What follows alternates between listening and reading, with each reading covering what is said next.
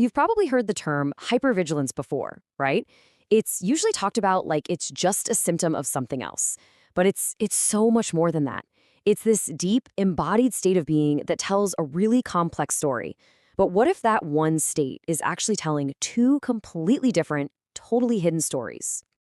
Okay, so let's get on the same page. At its very core, hypervigilance is when your nervous system is just stuck in the on position. It's like your internal alarm system is always scanning for danger, leaving you trapped in that survival loop of fight, flight, freeze, or even fawn, where you try to please someone to neutralize a threat. And this is why it's so powerful. It's not just a thought or a feeling. It's a lived state of being. It literally changes how you breathe, the way you talk, how you move through a room, how you react to, well, everything. It's not just in your head. You feel it in your bones. Which brings us right back to that big question we started with. What if this one single label, hypervigilance, is actually describing two totally opposite human experiences? How in the world can one state be telling two such different stories? Well, this is where it all starts to make sense. We're going to look at two very different faces of this intense awareness. One is born from a desperate primal need for survival, and the other, it's born from a driving, relentless need for control. So on the surface, these two can look almost identical. Someone's always watching, always aware. But their motivation, it's worlds apart. For someone who's been abused, it's a silent surveillance system. Its only job is to watch for danger, to stay safe. But for an abuser, that same awareness is a tool. It's used to monitor and maintain absolute control over their environment and everyone in it. Okay, so how does this huge difference actually show up in how people act? Let's unpack the specific patterns, the things you can actually see. First things first, it's really important to get that there's some common ground here. Because the underlying nervous system is firing in a similar way, both people can startle easily, jump at small noises. They're constantly scanning their surroundings. They find it basically impossible to relax, and they can have huge reactions to the tiniest shift in someone's tone of voice. All right, now this is where it gets really, really interesting. Take a look at this. You can see exactly how those shared nervous system signs split off into completely opposite behaviors. The person in survival mode, they might overanalyze every single word in a conversation, become a people pleaser to avoid conflict at all costs, or even find themselves holding their breath. But the person seeking control, they'll micromanage everything, jump straight to anger to get back on top, and see any perceived slight as a massive sign of disrespect. But this difference, it goes so much deeper than just behavior.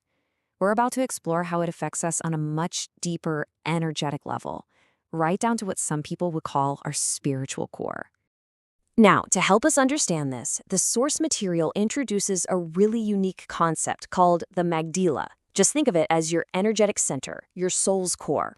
It's described as the source of your personal power, your inner compass, and your sense of connection to something bigger. And this just illustrates the internal state so perfectly. For the survivor, that energetic core pulls in. It gets narrow, it constricts, it coils up tight like a spring to protect itself. But for the person who needs dominance, that core either inflates, puffing up with ego and power, or it just fractures completely. One is an act of deep self-preservation, the other is all about distorted power. And finally, let's look at how the body tells these two stories. Because, our posture, our gestures, they often say what our words can't. The body doesn't lie. And the contrast here is just so clear, isn't it? The survivor's posture is all about making themselves smaller, less of a target. You see shoulders raised up to their ears, hands hidden in pockets, a soft, quiet voice. The abuser's body language, on the other hand, is about taking up space, asserting dominance. You see the upright, puffed-out chest, that piercing eye contact, and they're constantly interrupting others.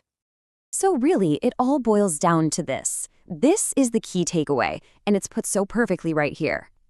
Both are hypervigilant, but for one, it's about survival, and for the other, it's about supremacy. Okay, we've unpacked these two very different, hidden stories, so now let's just take a moment, a little beat, to turn this awareness inward. I'm just going to pose a few questions, and you can just see what comes up for you. Let's just start right here.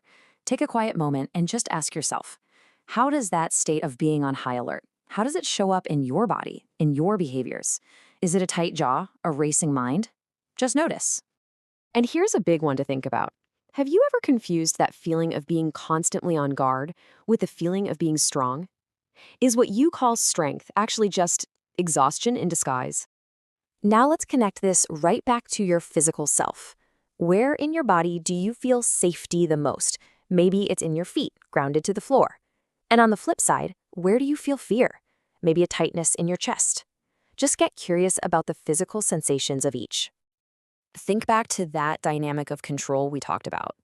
How does it impact your internal energy when you try to control things, or when someone else tries to control you?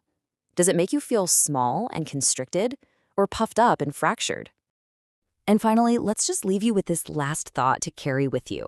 Beyond the constant scanning, beyond that need to be aware of every little thing, what does authentic peace actually feel like?